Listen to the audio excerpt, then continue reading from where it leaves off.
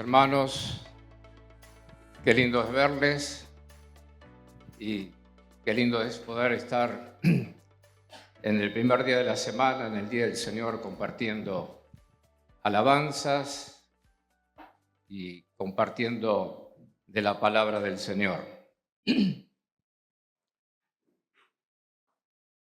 Quizá en alguna oportunidad yo habré dicho a alguien, sobre todo, bueno, acá son todos jóvenes, pero alguna persona mayor, no vea tantos noticieros, o infórmese a la mañana tempranito y después las noticias se repiten, no esté prendido del televisor con los noticieros, porque terminan amargándonos realmente.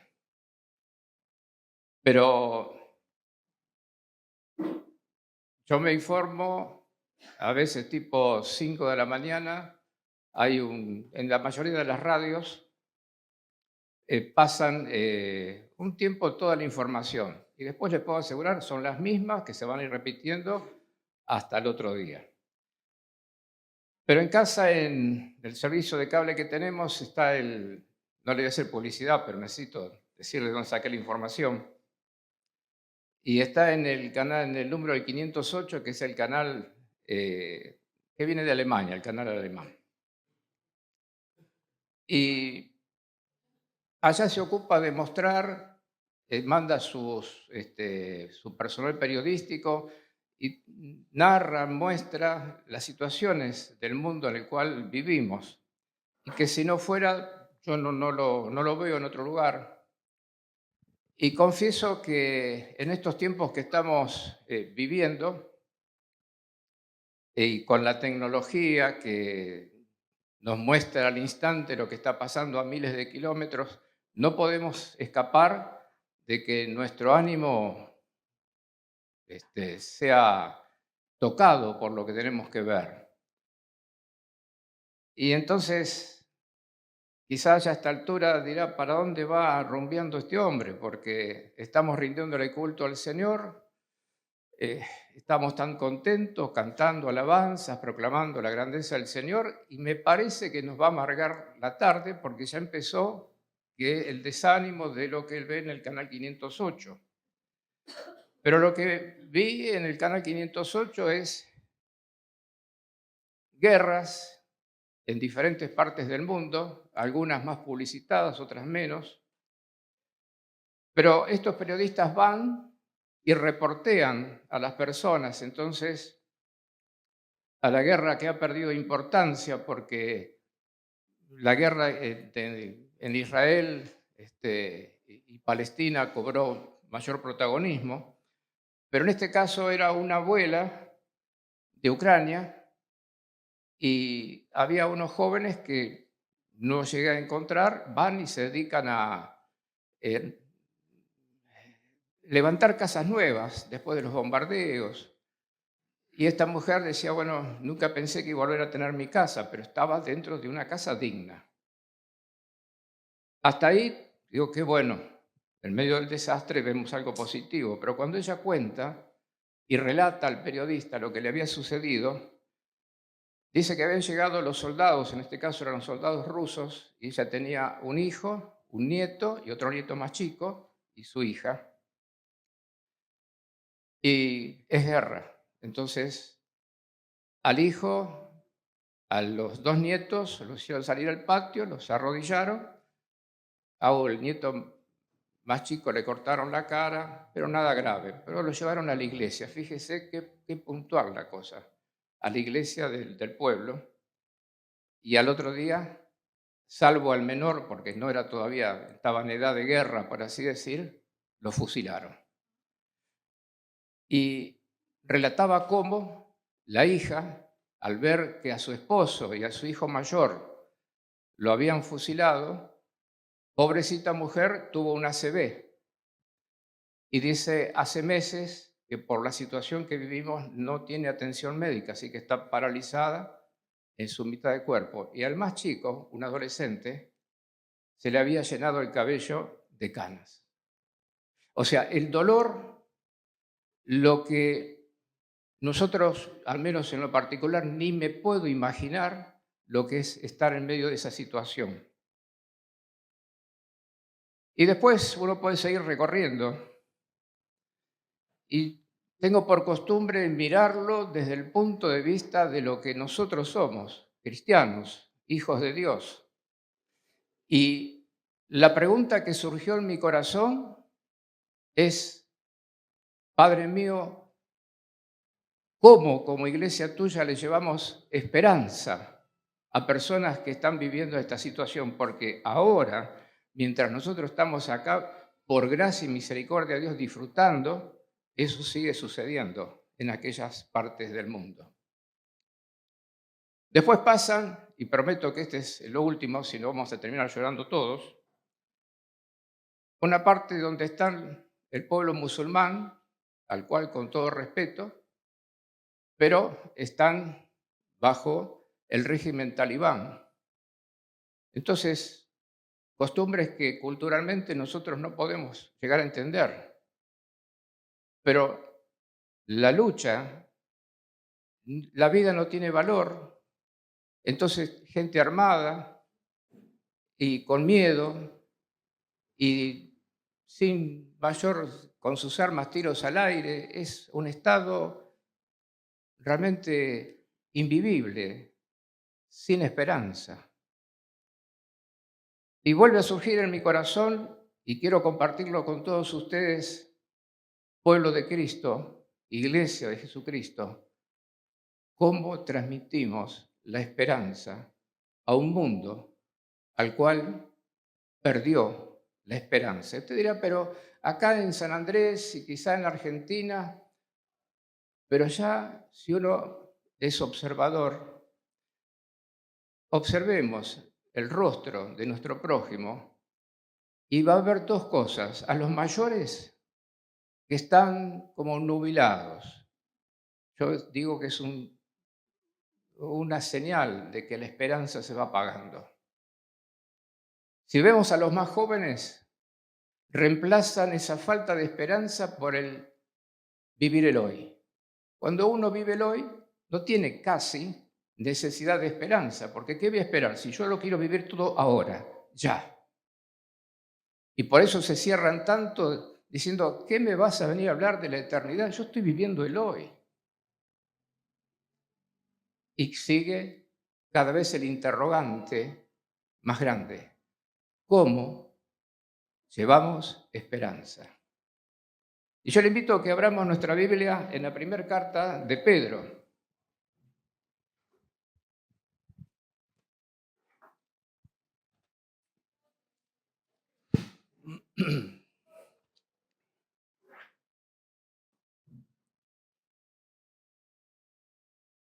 Y no voy a cumplir con mi palabra y agrego algo más, porque tiene que ver con este pasaje.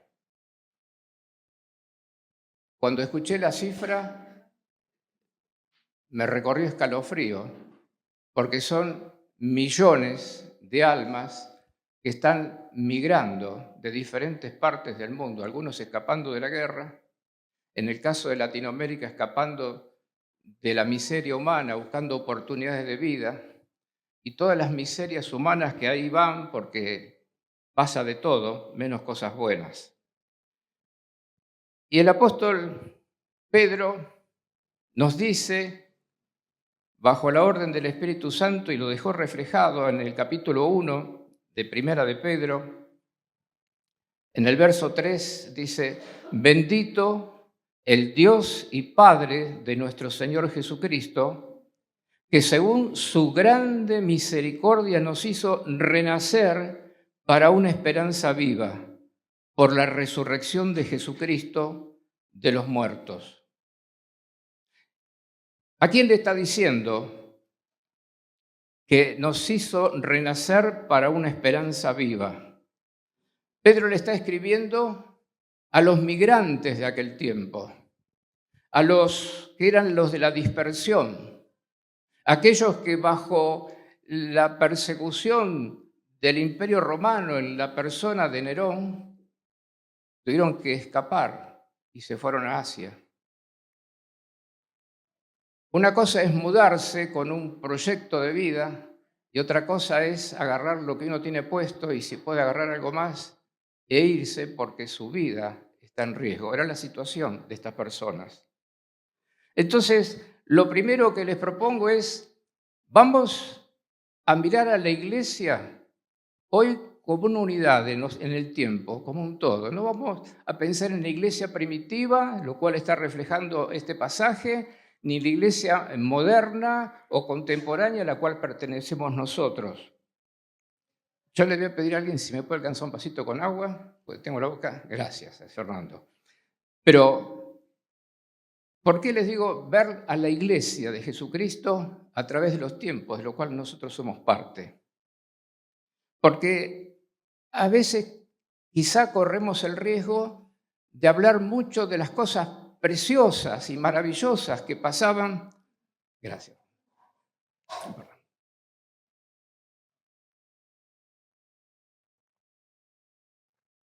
En la iglesia primitiva, pero también en la iglesia primitiva, sucedía que tenían que huir por su vida. Y dicho sea de paso, Nerón, aquel herramienta de Satanás, fue el primero que se opuso, pero se opuso al cristianismo al punto de querer destruirlo, matarlo, hacerlo desaparecer. Y estos hermanos, nos dice Pedro, a los expatriados de la dispersión en el Ponto, en Galacia, en Capadocia, Asia y Bitinia, a ellos les está hablando. Y cuando uno mira esto, pienso en nosotros, Iglesia de Cristo, primero, digamos, qué felices que somos. Estamos tranquilos y, bueno, si les preguntara a cada uno, quizá todos tendríamos un problema que estamos esperando solución. Pero estamos en la gloria, hermanos. No hay bombardeos, no nos persiguen al punto de tener que huir, no tenemos esa preocupación que no nos dejaría ni descansar. Y eso tiene un privilegio, pero también tenemos que preguntarnos qué estamos haciendo con nuestro tiempo, cómo estamos llevando adelante nuestra vida cristiana. Porque hay veces que escucho, y es verdad que se dan como vestigios muy, pero muy chiquititos de una persecución a la iglesia.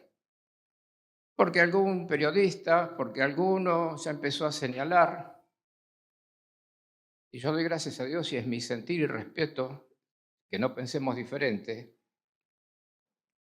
que estamos en la gloria. El problema es qué hacemos con esta bonanza que el Señor permite en nuestras vidas. Y preguntarnos muy seriamente,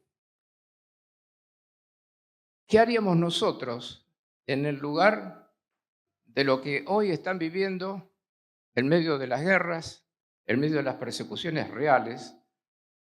¿Y cómo funciona realmente ese Cristo en nuestras vidas o cómo funcionaría?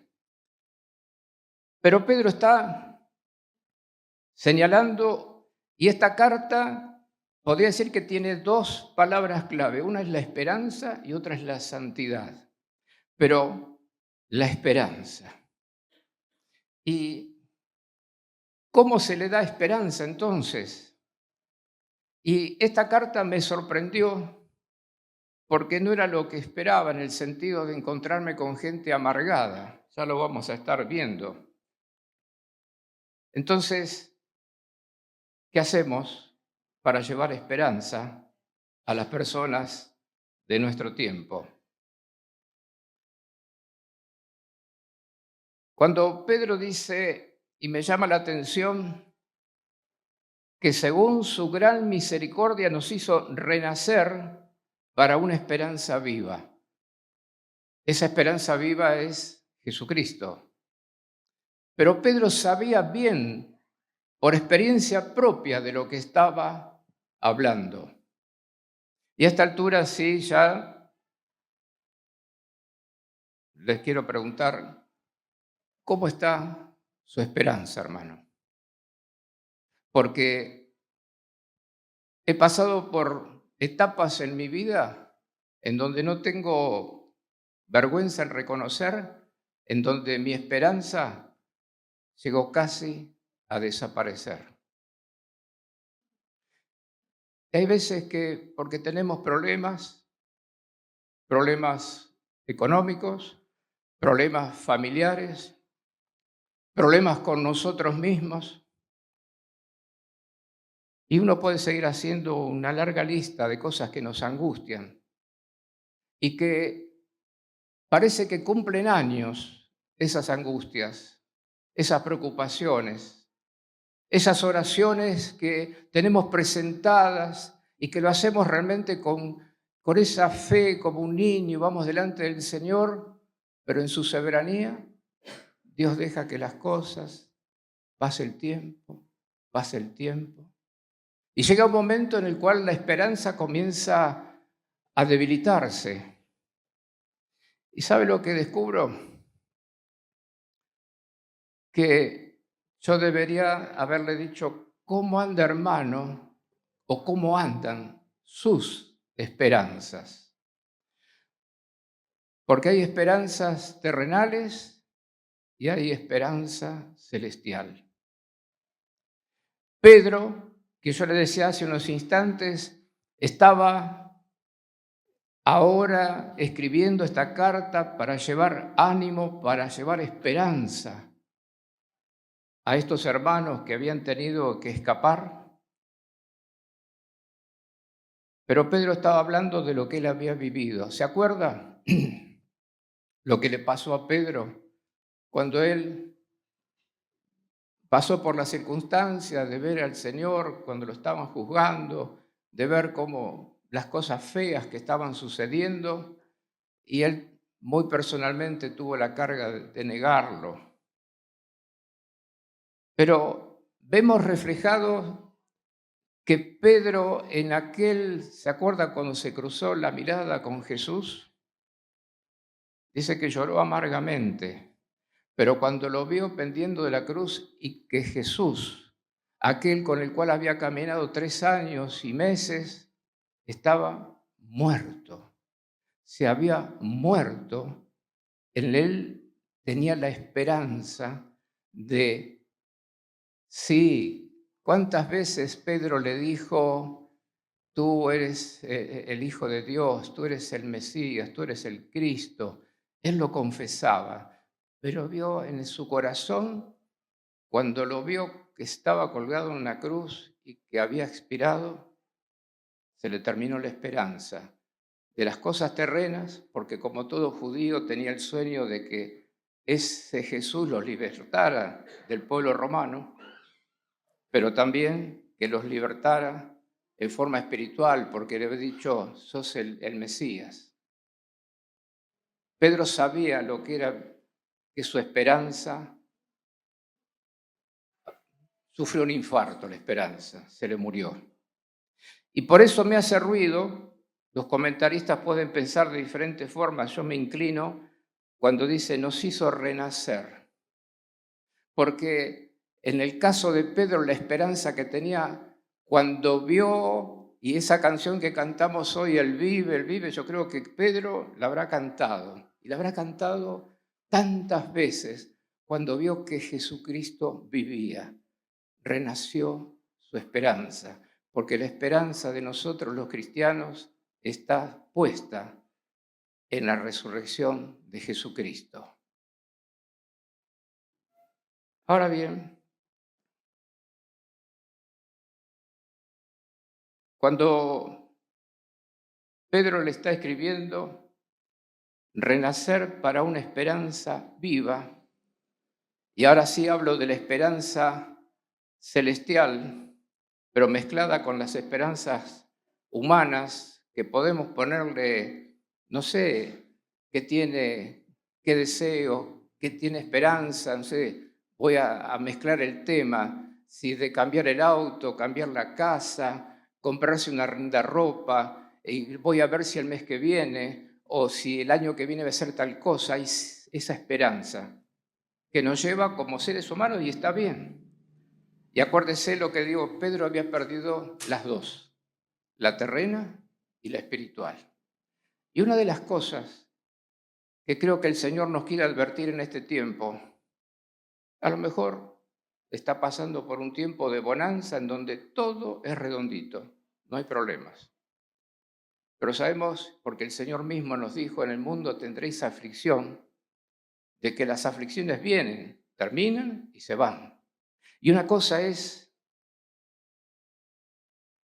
el hecho de estar sabiendo y descansando, como siempre lo repito, en las promesas, en la palabra del Señor, y que en esa lucha de esperar para que aquello que estamos deseando se cumpla, no desesperemos, sino que nuestra esperanza se fortalezca, como dijo, porque fiel es el que prometió. Y esto que nosotros conocemos y lo repetimos, ¿saben? Tiene en este tiempo que corre un trabajo extra, pero fundamental. Porque si cometemos, y perdón que lo señale o lo subraye de esta forma, el error de descuidar nuestra búsqueda diaria, de tener nuestra intimidad con Dios a diario, como están las cosas en esta tierra, en este mundo, somos muy flojos o muy débiles. Y no se olviden que los cristianos estamos en una guerra que comenzó cuando le dijimos sí a Jesucristo y va a terminar cuando ese mismo Cristo venga a buscar a su iglesia. En el mientras tanto, tenemos una lucha cuerpo a cuerpo, espiritualmente hablando, con las tinieblas y con las huestes de maldad. Pero vivimos en una sociedad en donde, o me parece a mí, o lo compartimos, el mal lo vemos no solo en el televisor, lo estamos viendo en las acciones, en las cosas que están sucediendo entre los argentinos, las peleas, el desaire por ser educados, el desprecio hacia el otro. Y en eso no tenemos que ser inocentes. No es que estamos nerviosos, no es que estamos pasando con un momento político que nos tensiona, no, es el diablo que está haciéndonos creer que a través de nuestras debilidades las expresamos y el diablo se está haciendo realmente una fiesta en este tiempo. Entonces vuelvo a insistir, Iglesia de Cristo, nosotros preguntémonos cómo hacemos para llevar esperanza. Pedro, con su experiencia propia, que él sabía bien lo que había experimentado cuando su esperanza, por así decir, personal, la vio derrumbada, pero cuando vio al Cristo vivo, resucitado, entonces entendió definitivamente que la cosa estaba solucionada para siempre. Pedro lo había entendido, pero por lo que hablo, por lo que escucho, me parece que la iglesia de este tiempo estamos corriendo un riesgo y es estar tan enfocados en nuestros propios problemas, en nuestras propias cargas, que nos supera y nos hace preocuparnos tanto por la esperanza terrena. Yo me pregunto a mí mismo y les pregunto a ustedes, ¿qué pasaría si el problema por el cual usted está transitando o porque aquella oración que parece que no es recibida en el cielo, mentiras del diablo, todas nuestras oraciones son muy escuchadas y el Señor las tiene en cuenta, pero Él es soberano y en su tiempo nos va a dar la respuesta.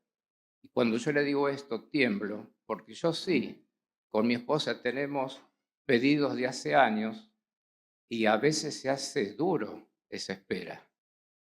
Pero, ¿y qué si el Señor no nos va a conceder eso que estamos esperando? ¿Lo pensó alguna vez?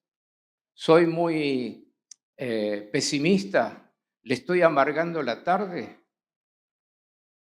Lo que quiero decir en definitiva, hermanos, es que nuestra esperanza tiene que fortalecerse y saber perfectamente que nuestra esperanza es el Cristo resucitado. Y así tengamos que pasar 100 años y no esa cosa que estuvimos esperando el Señor en este tiempo, aquí en la tierra, no la conceda. Pero la promesa de Él es promesa de vida eterna y esa nadie nos la puede quitar. Y esa es la esperanza a la cual la Iglesia de Cristo tenemos que fortalecer cada mañana en nuestras vidas, porque de verdad los tiempos que estamos viviendo es tiempo muy malo. Desde el Edén los tiempos son malos, desde aquella charla entre el hombre, la mujer y el diablo, pero este es nuestro tiempo y a veces me deja sin palabras, porque hay cosas que están viviendo hermanos que no sé, no tengo una respuesta. No sé por qué el Señor lo permite, pero yo sí sé que Él ama. Entonces cuando voy a Hebreos, y no se los voy a buscar porque lo conocemos, y dice que el Señor al que ama, azota. Y pone la condición como diciendo, si no pasaras por esto, no serías hijo, serías bastardo. Y entonces se pone muy seria la cosa, porque ¿cómo es? Pero fíjense lo que acá le agrega Pedro y dice,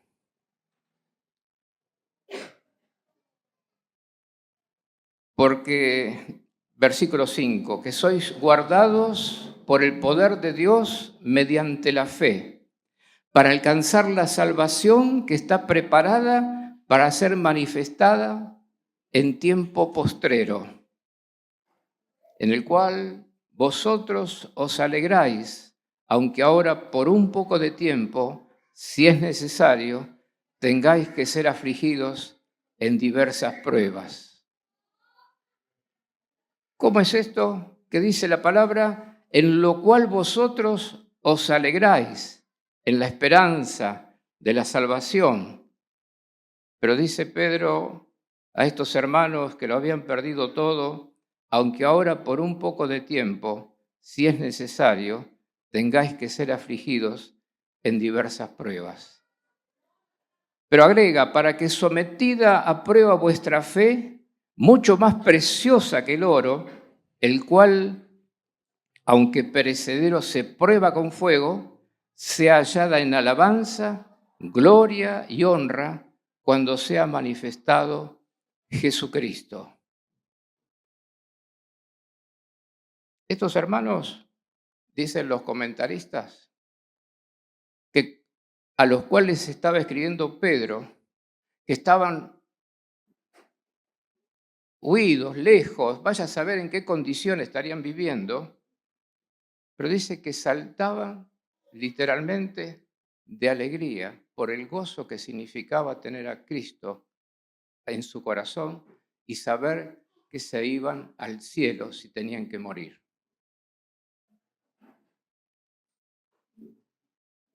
Entonces digo, ¿cómo es? Pedro los anima, pero ellos estaban gozosos en medio de la prueba. Y saben, más de una vez, en circunstancias, a mí me pareció a lo largo de mi vida haber recibido los amigos de Job. ¿Qué quiero decir con esto? Uno estaba mal. La esperanza casi nula. Y venían y me decían lo que tenía y lo que la Biblia decía y lo que el Señor decía, pero a mí me estaba matando. Entonces se encuentra una gran diferencia y digo, estos hermanos, evidentemente, otra que cada mañana, durante todo el día, estaban buscando y estaban disfrutando de tener ese encuentro profundo con Jesucristo. Evidentemente, era su único camino, porque para estar saltando en medio de la prueba, Y cuando Pedro le dice, aunque ahora por un poco de tiempo, suena hasta un tanto irónico. ¿Cuánto es, hermanos, un poco de tiempo? Vienen, nos patean la puerta de nuestra casa, nos sacan afuera, tenemos que juntar si podemos juntar algo y huir. ¿Quién me ayuda a definir cuánto es un poco de tiempo? En el caso de ellos, caminar, porque no había ni avión ni micros, hasta Asia. Encontrar dónde refugiarse. Estar bajo ese estado de tensión, de estrés, lo perdimos todo. Y Pedro le dice, pero es cortito. Yo creo que la visión que Pedro estaba diciendo en este momento era, miren, es poco tiempo comparado con la eternidad. Y es otra de las cosas que Iglesia de Cristo no debemos perder nunca de vista. Nosotros estamos sujetos a tiempo por el pecado, pero estamos llamados ¿a qué? A una eternidad de gloria, de alegría, de gozo, de esplendor, y no sé qué otro calificativo buscar, y va a ser para siempre. No permitamos que nuestra esperanza se minimice pensando en lo terrenal. Recordemos Mateo 6:33 cuando dice, buscad primeramente el reino de Dios y su justicia, y todas esas cosas, si son terrenas, dejémoslas a los pies de Cristo, porque Él dice, vendrán por añadidura, pero el buscar el reino de Dios y su justicia, ese es el trabajo nuestro de cada día. Y esa va a ser la clave para que seamos tan fuertes. Si quiere lo pasamos a algo más coloquial. Vamos a estar tan llenos de la presencia de Dios que vamos a poder sí cumplir aquello de llevar esperanza a este mundo, la cual la ha perdido.